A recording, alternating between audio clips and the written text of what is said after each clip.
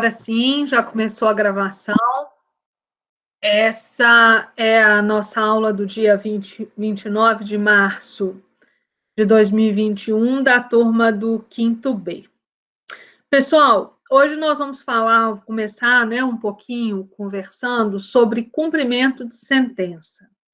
Antes da gente falar sobre o cumprimento de sentença, vamos recordar o seguinte. Nós estamos estudando o procedimento de execução. No procedimento de execução, eu só posso me valer do procedimento de execução se eu tiver o quê? Se eu tiver um título executivo. Nós já aprendemos que são dois diferentes tipos de título executivo.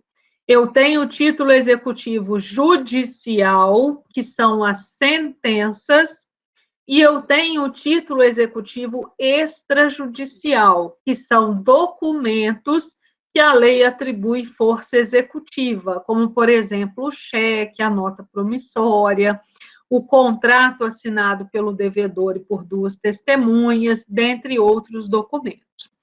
Qual que é a diferença?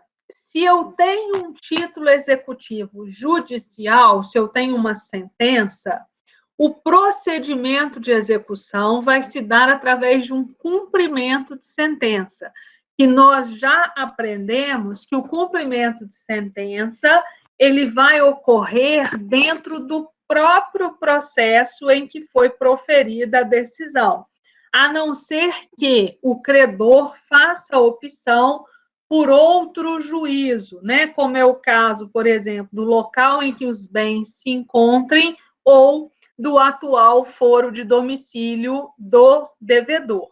Mas, como regra, eu promovo o cumprimento de sentença perante o próprio juízo que proferiu a decisão. Então, hoje, na sistemática do Código de Processo Civil atual, eu tenho 4 fases, Eu tenho a fase postulatória, que vai da inicial até a resposta do réu. Depois eu tenho a fase de saneamento, que é onde o juiz resolve as questões pendentes, dá um rumo, especifica quais são as provas que serão produzidas. Depois eu tenho a fase probatória, que é onde as provas são realizadas. E depois eu tenho a fase decisória, que é onde o juiz profere a sua decisão. E aí, na sequência, depois dessas fases aí, eu tenho o quê? A fase de cumprimento de sentença, que é aquela fase em que o credor vai exigir, através, com o intermédio aí do Poder Judiciário, ele vai exigir que o devedor cumpra a sua obrigação. E como que vai se dar essa exigência? Ela vai se dar através do patrimônio, do devedor. A satisfação do credor vai se dar através do patrimônio do devedor. Agora, se eu tenho um título executivo extrajudicial, que é um documento que a lei atribui força executiva, aí eu ainda não tenho uma ação em curso, tá?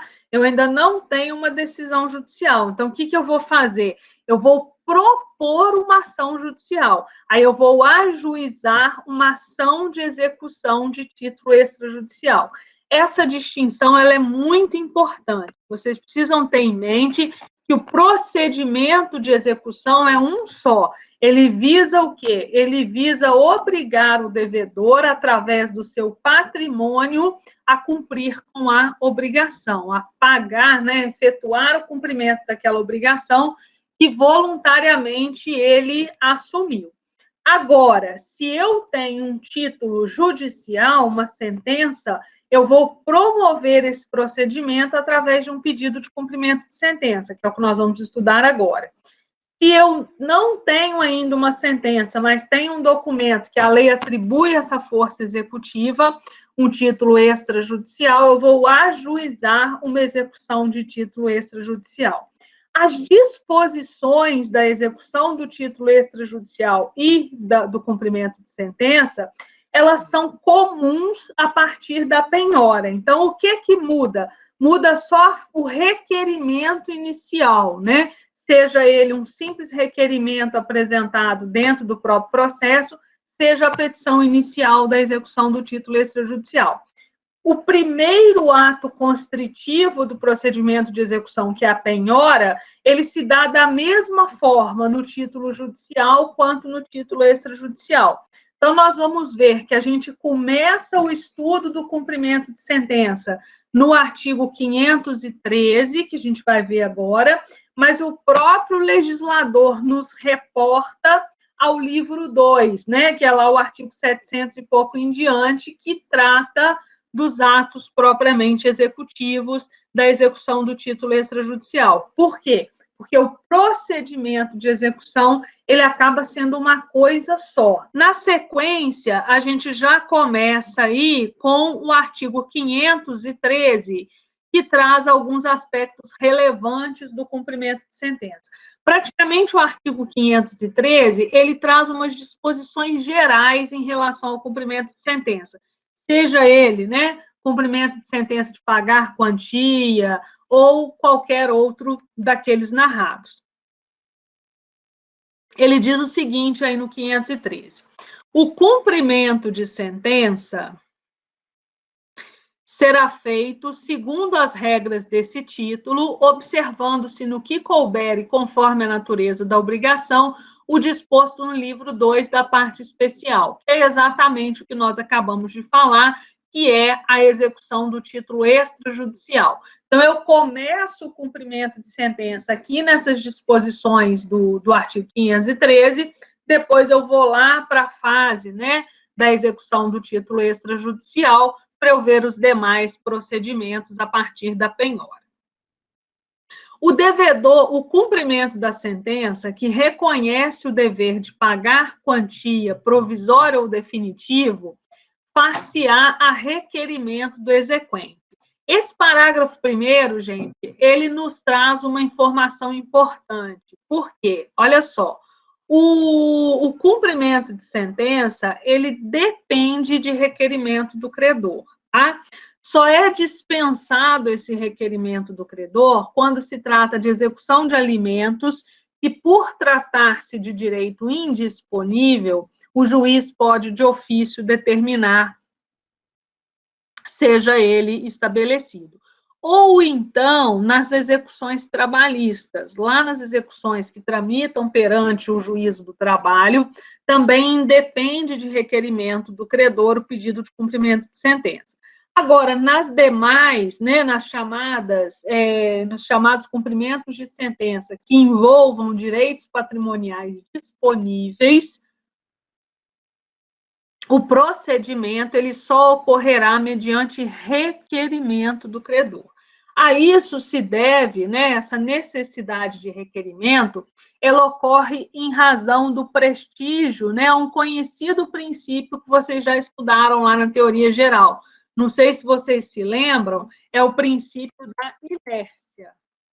O princípio da inércia, ele estabelece que a atividade jurisdicional, ela depende de provocação do interessado. Então, se publicou a sentença transitou em julgado, o credor nada requereu, o que vai acontecer com aquele processo? Ele vai ser arquivado, tá? E aí, a qualquer momento, desde que respeitado o prazo prescricional, o credor pode ir lá pedir o desarquivamento e dar início aí ao pedido ao requerimento de cumprimento de sentença. Então, primeira lição aí, que ele depende de requerimento do credor. O parágrafo 2º, ele vem nos informando como se dará a intimação do devedor para cumprimento de sentença. Nós já aprendemos, né, que o procedimento de execução, ele depende do preenchimento de 2 requisitos. Para eu promover uma execução, eu preciso ter um título executivo, seja ele judicial ou extrajudicial, e também eu preciso ter o inadimplemento, a inadimplência do devedor. Então, para eu mover um cumprimento de sentença ou promover uma execução, eu preciso desses 2 requisitos. Eu preciso ter um título executivo e eu preciso que o devedor esteja inadimplente. Então, por isso que o legislador estabelece que é necessário a prévia intimação do devedor para que ele faça o pagamento. Por quê? Nós vamos aprender que ele é intimado para fazer esse pagamento em 15 dias, isso vai estar lá no artigo 523, e se ele pagar dentro desses 15 dias, o que vai acontecer? Encerrou-se, né, o procedimento nem começa, ele já vai ser encerrado, desculpem, o processo vai ser remetido ao arquivo. Deixa eu ver aqui. Ana Carolina, as que não dependem são as que envolvem direitos indisponíveis, tá? Como, por exemplo, as execuções trabalhistas podem ser iniciadas independente de requerimento do trabalhador. Também uma execução de alimentos, né? Quando se envolver aí direitos indisponíveis, como é o caso, né? Dos alimentos provisórios, o juiz vai mandar que seja cumprida a decisão, independente de qualquer requerimento da parte. Agora, por exemplo, uma execução atrasada de alimentos, nós vamos ver que vai depender de requerimento.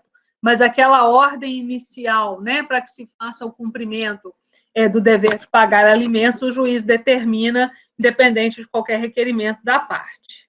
Tranquilo?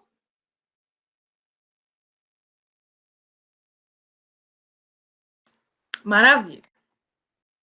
Então, vamos lá, pessoal. O parágrafo 2º, então, do artigo 513, ele diz assim: o devedor será intimado para cumprir a sentença. Inciso 1, pelo Diário da Justiça, na pessoa do advogado constituído. Vocês já aprenderam, né, que as intimações dos processos, elas se dão através do advogado. Como que se dão essas intimações? Através de publicações no Diário Eletrônico do Judiciário. Então, se vocês forem lá no site do Tribunal de Justiça, vou abrir aqui para vocês isso. Foi lá no site do TJMG, vem aqui, ó, Barbacena. Isso estava lá na página inicial do TJ, tá? DJE. Aí ele me reportou para aquela página, né? Pesquisa no Diário. Eu pus lá a última edição, ele me abriu essa guia. Então, eu venho aqui, ó, eu tenho opção primeira instância, segunda instância, capital, interior. Ó. Eu posso selecionar várias cidades. Eu venho aqui, Barbacena. Ele vai pedir essa senha, né, de acesso. Coloco aqui, ó, abrir diário. Quando eu abro o diário, ó, eu tenho aqui várias intimações. Ó. Varas criminais, varas cíveis. Aí vamos pegar aqui ó, uma intimação aleatória, tá? Só para a gente ver, só a título de explicação. Ó. Autorana Maria Réu. Intimação, prazo de 5 dias. Ficam as partes intimadas para que digam se pretendem produzir alguma outra prova, conforme determina o despacho de folha 177. Como que sai essa publicação? Essa publicação, ela sai sempre, vamos voltar para lá, no nome do advogado da parte. Então, como que a parte vai ser intimada para cumprir a sentença? Através dessa publicação do Diário de Justiça que vai sair em nome do seu advogado. Então, vai estar lá assim, intime-se o devedor para cumprir a decisão no prazo de 15 dias, sob pena de multa de 10%. É assim que vai ser publicado. Se o devedor não tiver advogado constituído, né, seja porque isso tramitou perante o juizado especial que ele não precisava de advogado, seja porque o advogado renunciou à causa, seja porque o processo correu à revelia, aí como que vai se dar essa intimação? Aí ela vai ser realizada por carta com aviso de recebimento, da mesma forma, né, quando o devedor não tiver um advogado constituído, ou então, se ele for representado pela Defensoria Pública. Por quê? Como a Defensoria Pública tem um número muito grande, né, ela atende um número muito grande de pessoas, o legislador teve esse cuidado, né, de, no caso de parte representada pela Defensoria, ela ser pessoalmente, né, ser intimada pelo correio, de forma, né, a evitar, porque às vezes o defensor nem consegue o contato com aquela parte. Se for uma outra, na sequência aqui, ó, o legislador diz assim: por meio eletrônico, quando no caso do parágrafo 1º do artigo 246 não tiver advogado constituído. A intimação por meio eletrônico, ela depende de um cadastro prévio perante o tribunal, tá? Hoje, e inclusive, gente, com a pandemia, isso mudou significativamente. Por quê? O judiciário, né, já vinha se valendo de algumas tecnologias de informação na condução do processo eletrônico. Então, assim, a lei do processo eletrônico, acreditem vocês, ela é de 2009, tá? Então, o processo eletrônico, embora, assim, Barbacena, ele só tenha sido implantado em 2015, desde 2009 que a gente tem a lei do processo eletrônico. Então, assim, lá na lei do processo eletrônico já se fazia referência a citações por e-mail, né? Intimações também dessa forma. Mas isso ainda não era muito utilizado. Por quê?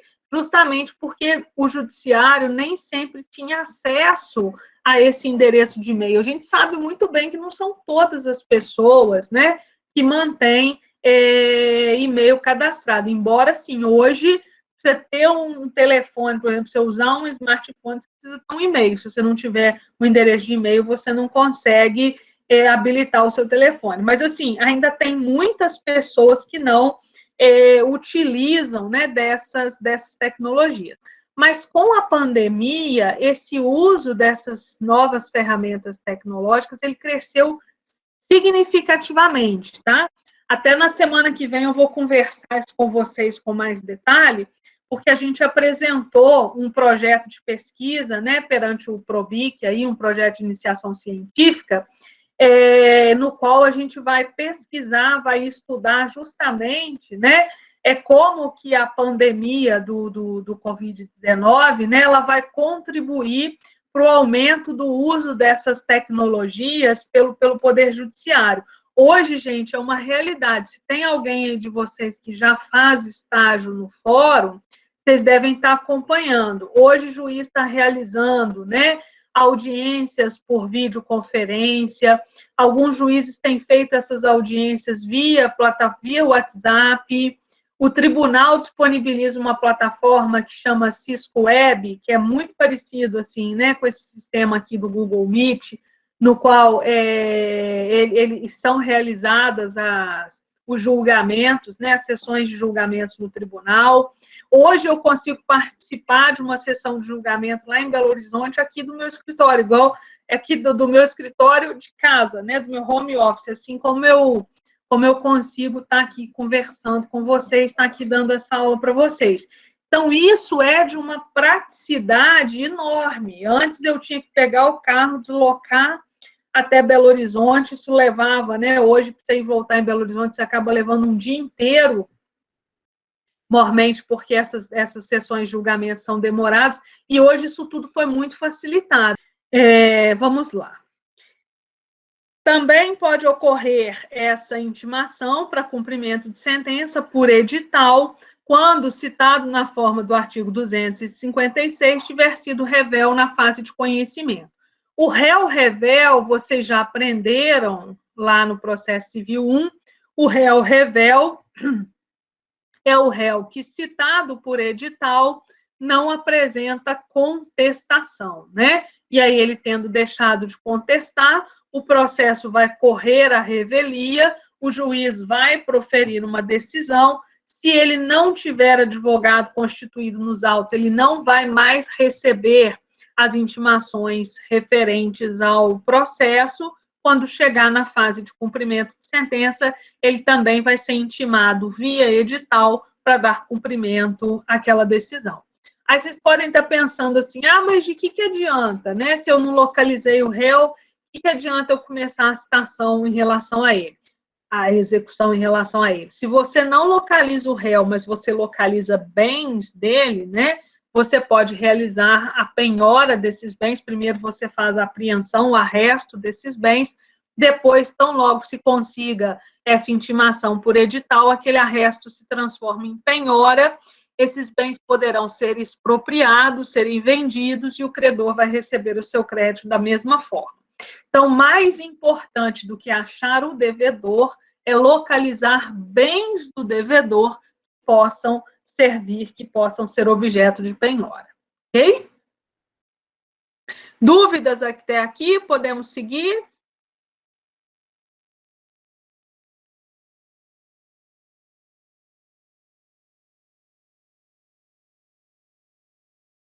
Então, vamos lá. Na sequência, aí, o parágrafo 3º diz assim: na hipótese do parágrafo 2º, incisos 2 e 3, considera-se realizada a intimação quando o devedor houver mudado de endereço sem prévia comunicação ao juízo, observado o disposto no parágrafo único do artigo 274. Olha só, hoje, isso é uma disposição geral do Código de Processo Civil. Em várias passagens, né, em vários dispositivos, vai ter aí essa mesma redação. O que isso quer dizer? Vocês já aprenderam que é dever da parte manter atualizado o seu endereço perante o órgão jurisdicional. Então, toda vez que a parte muda o seu endereço, né, ela muda de residência. Já o parágrafo 4º, ele diz assim: o requerimento a que alude o parágrafo 1º é se ele for formulado há mais de 1 ano do trânsito em julgado da sentença, a intimação deverá ser feita na pessoa do devedor por carta com aviso de recebimento endereçada encaminhada ao endereço constante dos autos. Por quê, gente? Quando passado mais de 1 ano do trânsito em julgado, o que é trânsito em julgado? É quando já não cabe mais nenhum recurso contra aquela decisão. Então, se já passou 1 ano, né, da data do último recurso, do julgamento do último recurso, pressupõe o legislador que é provável que aquele advogado já não mais represente o seu cliente. E aí, como ele não mais representa o cliente, é conveniente, é prudente que a intimação seja encaminhada diretamente para o devedor. Então, com menos de 1 ano do trânsito em julgado, o devedor vai ser intimado por publicação no Diário Eletrônico do Judiciário através do seu advogado. Passou 1 ano do trânsito em julgado, ele vai ser pessoalmente intimado a cumprir a decisão. E é muito importante essa intimação, gente, por quê? Se o devedor paga, não há necessidade de se movimentar o processo judicial, né? Ele pagou, está satisfeita a obrigação, vai ser arquivada. Agora, se ele não pagar, ele já começa com a imposição de uma penalidade, que a gente vai ver, que é uma multa de 10% sobre o valor devido. Uma multa de 10%, ela é uma multa significativa, ela é uma multa alta, tá? Então, a ideia do legislador é garantir, né, que o devedor possa efetivamente ter essa oportunidade aí de se defender e de ficar livre do pagamento dessa multa. Na sequência, o parágrafo 5º diz assim: o cumprimento da sentença não poderá ser promovido em face de fiador, do coobrigado ou do corresponsável que não tenha participado da fase de conhecimento. Gente, esse parágrafo 5º aqui, ele é muito importante, tá? Já caiu várias vezes em prova de OAB, prova de concurso, disposições, né, no sentido de se essa afirmação ela é verdadeira ou ela é falsa, né? E ela é verdadeira. Por quê? O título executivo é o documento, né, que vai estabelecer quem são os legitimados, qual o valor devido, qual o índice de correção, qual a multa aplicada. Isso tudo está lá no título executivo. Então, se eu não tenho uma pessoa, né, constando do título executivo, se o nome do fiador não está no título executivo, ele não é parte legítima ao pagamento, né, a figurar no polo passivo daquela execução.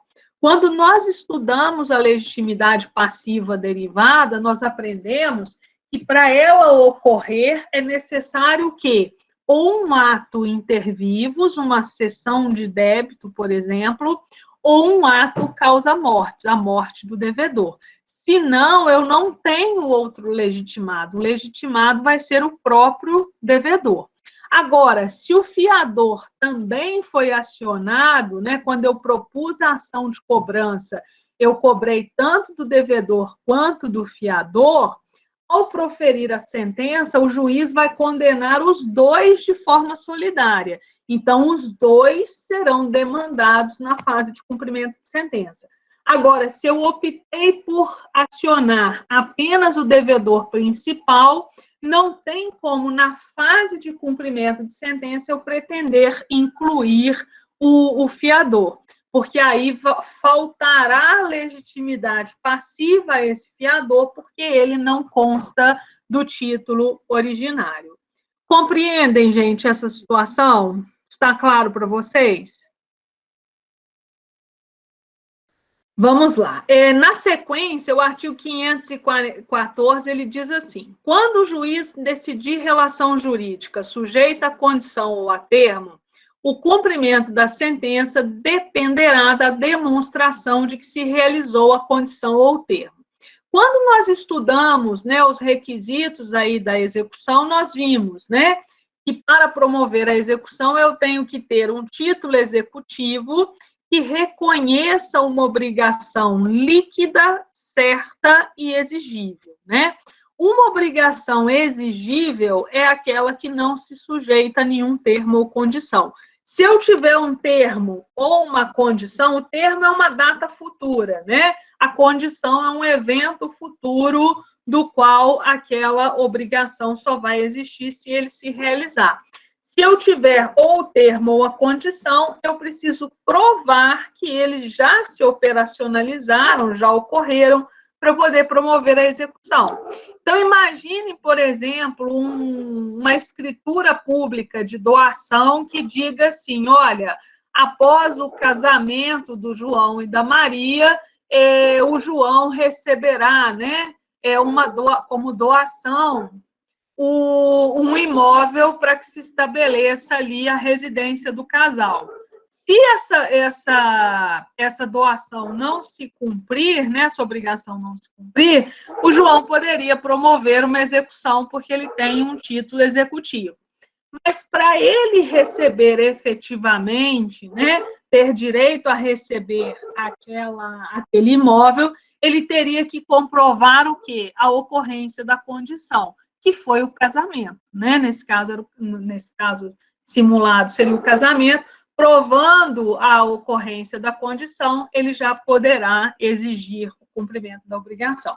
Então, se tiver essa condição ou esse termo, cabe ao credor, ao propor o pedido de cumprimento de sentença, informar para o juiz a sua operacionalização. O artigo 516, a gente já estudou esse artigo quando nós tratamos da competência, né? Nós aprendemos tanto a competência para promover uma execução de título extrajudicial, quanto a competência para cumprimento de uma sentença, né, de um título executivo judicial. Nós aprendemos que o cumprimento de sentença, ele só será competência absoluta na hipótese do inciso 1, que são as causas de competência originária do tribunal. Nas demais hipóteses aí do inciso 2 ou 3, trata-se de competência relativa, né, ou seja, caso o devedor não argua a incompetência relativa do juízo, aquele juízo que antes era incompetente tornar-se-á competente. E o grande, né, diferencial do artigo 516 é trazer a possibilidade do credor poder promover o cumprimento de sentença não só perante a autoridade que proferiu a decisão. Essa é a forma mais comum, tá, gente? Geralmente se requer o cumprimento de sentença perante o próprio juiz que proferiu aquela sentença. Mas nós aprendemos que a lei faculta ao credor que ele possa promover o pedido de cumprimento de sentença, seja no local em que seja o atual domicílio do devedor, ou mesmo no local em que os bens se encontrem, né? Então, para facilitar a vida do credor, para garantir que o credor receba, né, o seu crédito mais rápido, se operacionalize ali a satisfação do credor, ele pode promover a execução no local em que os bens se encontrem, ainda que em outro tenha sido proferida a sentença. E aí, nesse caso, o que vai ocorrer? O juiz fará remessa, né, ainda mais sendo autos eletrônicos, ele fará remessa desses autos eletrônicos para o juízo no qual vai se buscar o cumprimento de sentença. Na sequência aí, o artigo 517,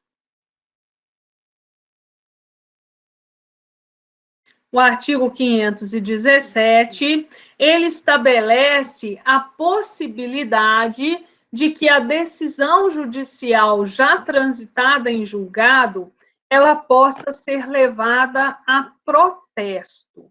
Gente, o que é o protesto? O protesto, ele ocorre perante um cartório de títulos e documentos. O protesto nada mais é do que eu dar ciência a terceiros de que existe uma dívida, né, de que determinada pessoa está devendo um determinado valor ou precisa cumprir uma determinada obrigação. O protesto, ele funciona mais ou menos, né, igual a uma inscrição no Serasa ou no SPC, né? Qual que é a diferença do Serasa, do SPC e do protesto? A diferença é que o SPC e o Serasa, eles são utilizados por essas operações que envolvem o comércio, né? Então, nessas relações de compra e venda que envolvem o comércio, a gente é muito comum, né, dos lojistas, eles inclusive costumam ser filiados, né, ao SPC e o Serasa, eles pagam uma taxa mensal para eles terem acesso àquelas informações, e eles formam ali uma rede, né, do qual qualquer lojista que tenha tido um prejuízo, né, que tenha uma situação de inadimplência, ele vai lá, faz essa inscrição no cadastro, e os outros lojistas poderão consultar ali para saber se aquele consumidor tem ou não tem crédito, né, se ele é ou não é um bom pagador. No caso do protesto, a lógica é a mesma, só que como que funciona? Esse protesto, essa inscrição, ela é feita perante um cartório de títulos e documentos. Na nossa sociedade, de uma forma geral, não é muito habitual as pessoas buscarem certidão negativa de protesto de pessoa física. É muito comum se requerer certidão negativa de protesto de pessoa jurídica. Então, assim, uma pessoa jurídica não consegue participar de um processo licitatório sem certidão negativa de protesto. Às vezes ela não consegue, né, comprar uma determinada mercadoria para pagar, né, de forma parcelada através de fatura, sem essa certidão negativa de protesto. Mas as pessoas físicas é mais raro de se exigir. Eu já vi essa exigência em relação a concursos públicos, tem concursos públicos que exigem certidão negativa de protesto. Já vi em relação a algumas imobiliárias, mas isso não foi Barbacena, foi fora daqui, algumas imobiliárias que exigem a certidão negativa de protesto para poder firmar um contrato de locação. Mas não é tão comum, né? Não sei se alguém de vocês já vivenciou. Hoje, o protesto ele tem sido um pouco mais utilizado na prática. Por quê? Antigamente, se eu quisesse fazer um protesto, eu tinha que pagar previamente as despesas do cartório. E aí, quando o devedor fosse notificado, se o devedor quisesse limpar o seu nome, né, tirar o seu nome do protesto, ele pagaria, além daquele valor cobrado, acrescido de juros e correção, ele também reembolsaria as despesas do cartório. Muitos credores não faziam essa opção. Por quê? Né? Ele já tinha um crédito para receber. se ele ainda fosse colocar mais dinheiro ali, né, por uma coisa incerta, muitos optavam por não fazer o protesto. Só que a legislação a respeito do protesto, ela foi recentemente modificada, deve ter uns 3, 4 anos no máximo, e agora ela prevê o protesto como sendo uma medida gratuita para o credor. Então, eu vou lá, faço o protesto do meu devedor, e aí o meu devedor, se ele quiser tirar o nome dele do protesto, ele vai ter que pagar, além do que ele me deve, as despesas do cartório. Então, assim, a ideia foi, né, incentivar as pessoas a fazerem o protesto. Mas, assim, isso ainda não é muito usual, como eu disse para vocês, na nossa sociedade. A tendência é que seja cada vez mais crescente. Mas é isso que diz aqui o artigo 517. A decisão judicial transitada em julgado, aquela que já não caiba mais recurso, poderá ser levada a protesto nos termos da lei. Quem dispõe sobre o protesto é a Lei de Registros Públicos, depois de transcorrido o prazo de pagamento voluntário previsto no artigo 523. Nós vamos ver que esse prazo é de 15 dias, né? Então, o devedor ele vai ser intimado para pagar em 15 dias, sob pena de multa de 10% e de protesto, né? Se ele não pagar nesse prazo de 15 dias, pode o credor requerer a inscrição daquela dívida perante o cartório de títulos e documentos. Para efetivar o protesto, o credor vai apresentar uma certidão de inteiro teor da decisão. A certidão de teor da decisão deverá ser fornecida no prazo de 3 dias e vai indicar o nome e a qualificação do credor e do devedor, o número do processo, o valor da dívida e a data do decurso do prazo para pagamento voluntário. O executado que tiver proposto ação rescisória para impugnar a decisão exequenda poderá requerer às suas expensas e sob sua responsabilidade a anotação da propositura da ação à margem do título do protesto. A requerimento do executado, o protesto será cancelado por determinação do juiz, mediante ofício a ser expedido ao cartório, também no prazo de 3 dias, contados da data do protocolo do requerimento, desde que comprovada a satisfação integral da obrigação. Então, se o devedor, né, teve o seu nome inscrito no protesto, mas ele vai lá, paga a dívida toda, ele pode requerer o cancelamento do protesto, mas ainda assim ele também tem que pagar as despesas cartorárias, né, para tal finalidade. Aí ele pagando todas essas despesas, ele poderá ter, né, o seu nome aí excluído do protesto. Tranquilo, pessoal? Dúvidas?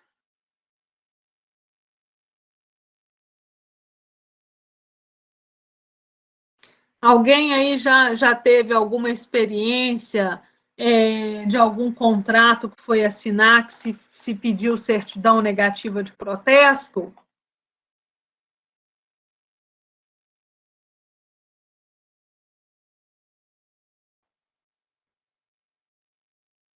Creio que não, né? Ok.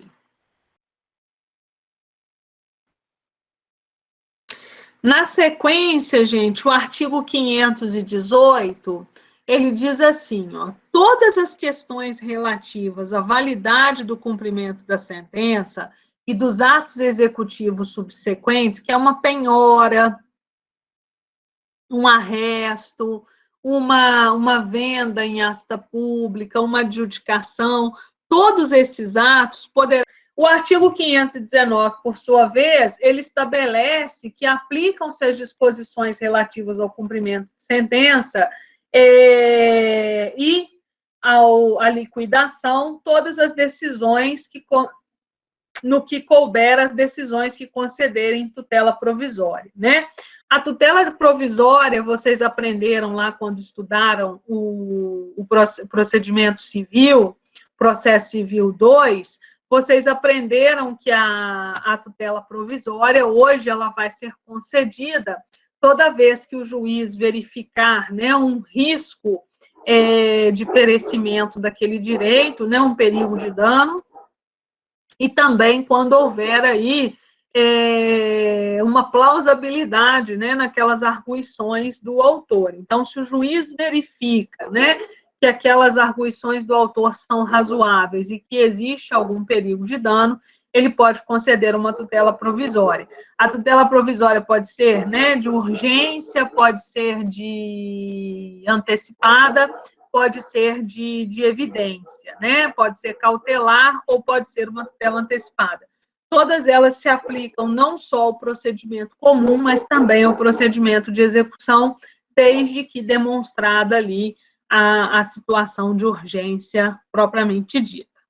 Na sequência, pessoal, nós temos aqui o procedimento da execução provisória, tá? O que é uma execução provisória? A execução provisória significa que ela ainda não é definitiva. Então, provisório, é óbvio, né? É algo que ainda não é definitivo. Quando que uma execução não é definitiva? Ela não é definitiva quando ainda existe um recurso pendente de apreciação pelo tribunal. Então, vamos dissecar esse conceito. Uma execução será definitiva quando já houver o trânsito em julgado da decisão. Então, nós já sabemos, trânsito em julgado da decisão significa que não cabe mais recurso. Então, eu tenho uma sentença da qual não caiba mais nenhum recurso, eu tenho uma sentença definitiva. Então, eu vou promover um pedido definitivo de cumprimento de sentença. Agora, quando eu ainda tenho uma decisão pendente de recurso, aí eu posso promover uma execução provisória. Ela é provisória por quê? Porque ainda depende do tribunal julgar aquele recurso. Aí vocês devem estar pensando assim, ô professora, mas se ainda cabe o tribunal julgar, né? Como assim que eu já posso promover esse cumprimento provisório? O legislador, ele atribuiu alguns requisitos. Não é qualquer recurso que eu posso requerer o cumprimento provisório. Eu só posso requerer o cumprimento provisório, aqui, quando eu tiver uma sentença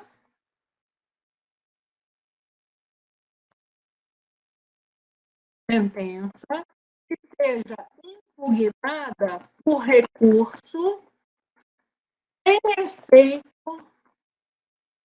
suspensivo. Só assim que eu posso promover a execução provisória. Aí, mas, professora, o que é isso? O que é efeito suspensivo?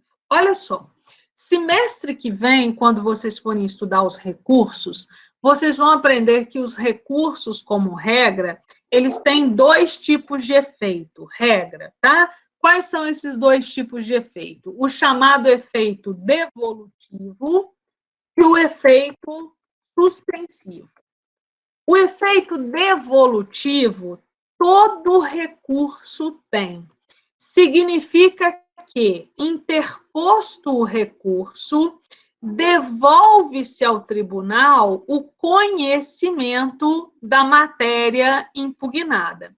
Então, quando eu tenho um recurso com efeito devolutivo, e todo recurso tem esse efeito devolutivo, significa que, uma vez que eu recorri, com aquele recurso, o tribunal poderá reapreciar tudo que já foi decidido. Vamos escrever aqui para vocês terem isso guardadinho. Efeito devolutivo significa que, interposto o recurso,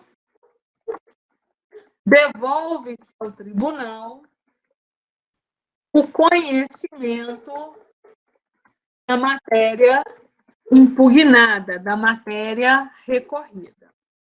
Isso é efeito devolutivo. Todo recurso tem esse efeito. Agora, o que nos interessa é o efeito suspensivo.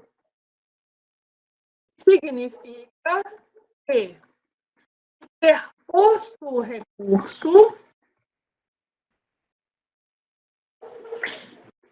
enquanto ele não for julgado,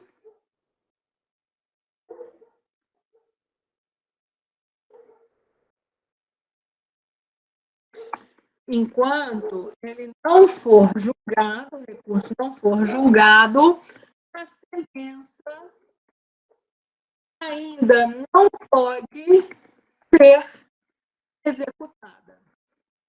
Ela ainda não pode ser exigida. Isso é efeito suspensivo. Significa que, com a interposição do recurso, suspende-se a exigibilidade daquela decisão. Ou seja, né, eu só posso exigir a decisão depois que o recurso for examinado.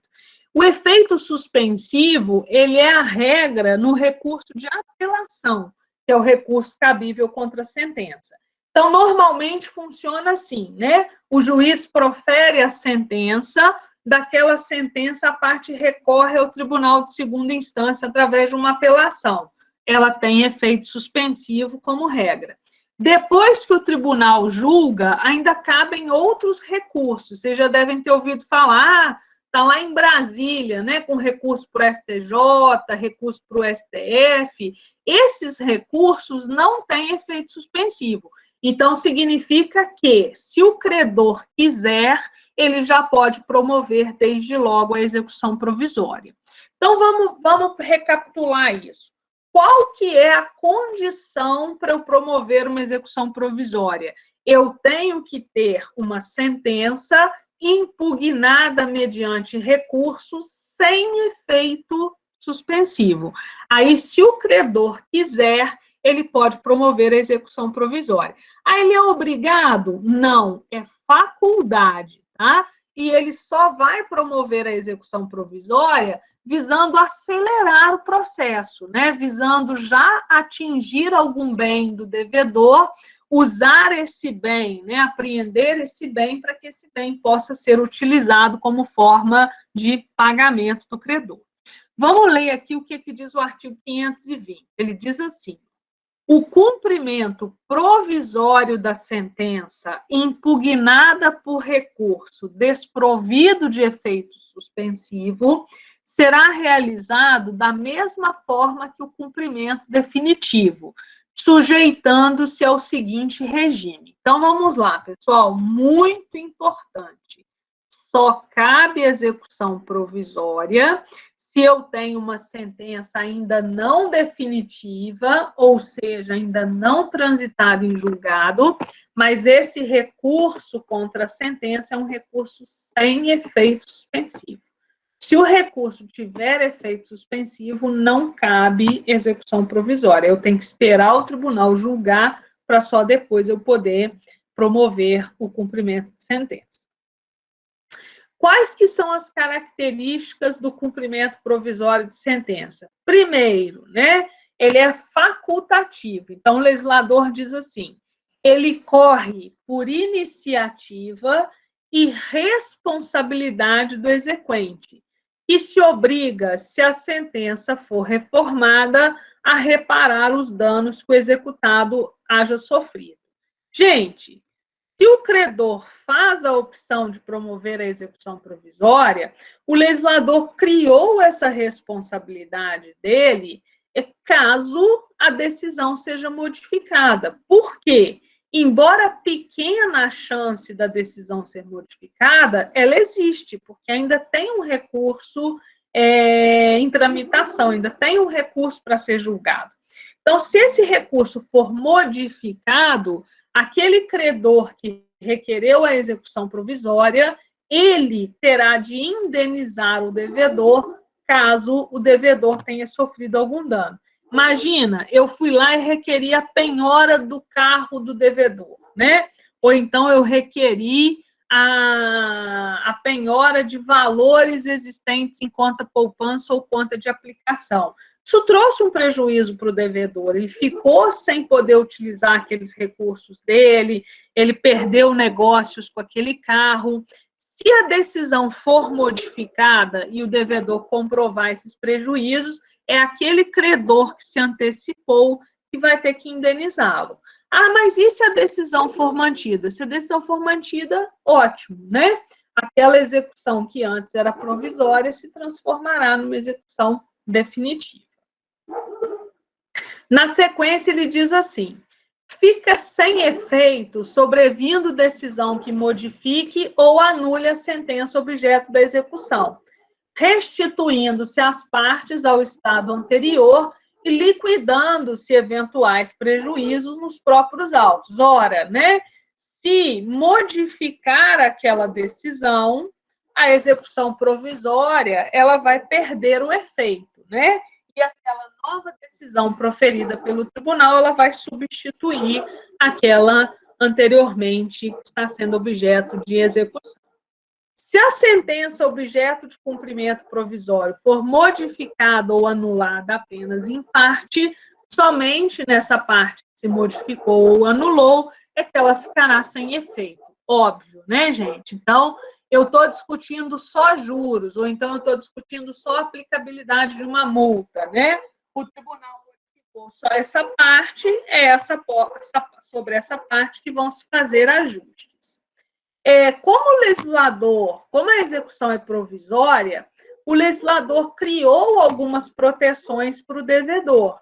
Ele disse o seguinte: olha, o levantamento de depósito em dinheiro e a prática de atos que importem transferência de posse ou alienação de propriedade ou outro direito real, ou dos quais possa resultar grave dano ao executado, depende de caução suficiente e idônea, arbitrada de plano pelo juiz e prestada nos próprios autos. Então, olha só, aqui fica muito claro para a gente o princípio de que a execução se dá para satisfação do credor.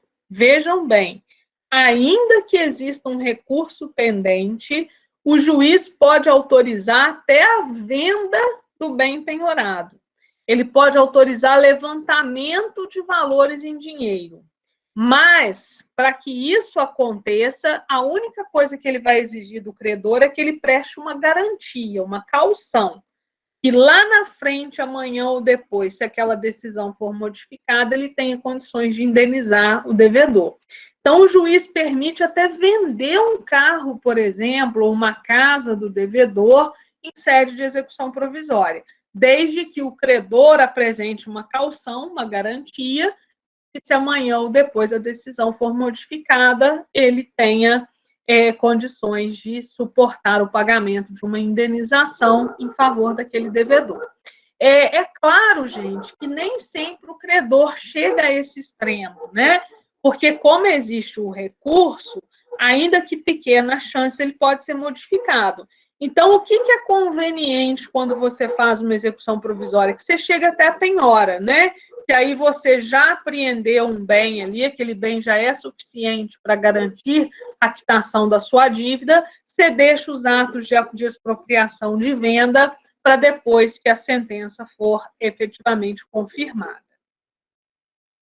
Na sequência, diz o legislador, no cumprimento provisório da sentença, o executado poderá apresentar impugnação, se quiser, nos termos do artigo 525, né?